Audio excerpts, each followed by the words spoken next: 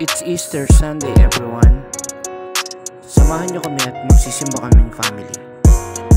Atin pong ginugunita ang muling pagkabuhay ni Jesus Christ. Magpasalamat tayo kay Jesus kasi tinubos niya ang ating mga kasalanan. Wala namang righteous sa mundo Lahat tayo nagkakamali. Pero may paraan para maligtas ka. Hindi din sapat na mabait ka lang or hindi ka gumagawa ng kasalanan para maligtas ka. Tanggapin mo si Jesus sa puso mo at kilalanin mo siya bilang Diyos.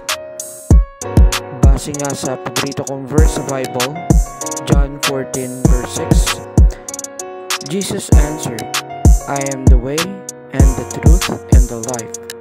No one comes to the Father except through me.